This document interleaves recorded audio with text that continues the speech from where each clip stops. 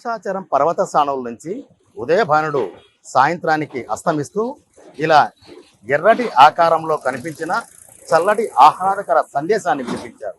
ఇది ఒక ప్రకృతి చెక్కిన శిల్పంలా కనిపించింది.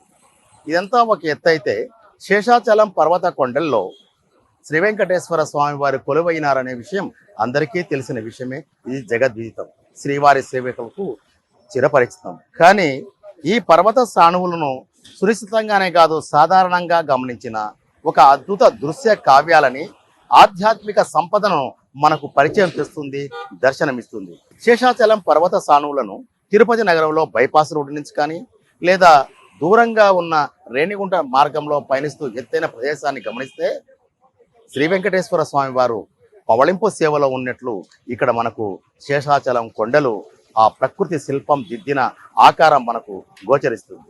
అదే సందర్భంలో ఈ దృశ్యాన్ని ఫోటో తీసి నిటారుగా చూస్తే శ్రీ వెంకటేశ్వర స్వామి వారు బుద్ధ భగవానుని మాదిరి శాంతి సందేశాన్ని వినిపించినట్లుగా ఆ దృశ్యం మనకు ఒక అద్భుతమైన సందేశాన్ని వినిపిస్తుంది.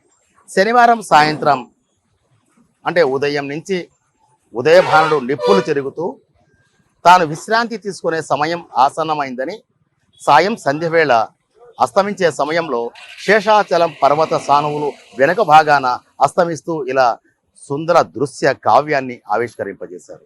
ఈ దృశ్యం ఒక మానసిక ప్రశాంతతను కల్పిస్తే ఆ సందర్భంలోనే అస్తమించే సూర్యుడు ఎర్రటి బొగబొగలుగా ఉన్నప్పటికీ చల్లటి సందేశాన్ని, చల్లటి మేఘ సందేశాన్ని వినిపించే రీతిలో పర్వత శ్రాణువుల్లో శేషతల్పంపై మహావిష్ణువు పవళింపు సేవలో ఉన్నట్లు కనిపించే ఈ దృశ్యంపై పడే కిరణాలు అద్భుత దృశ్యాన్ని గోచరించాయి.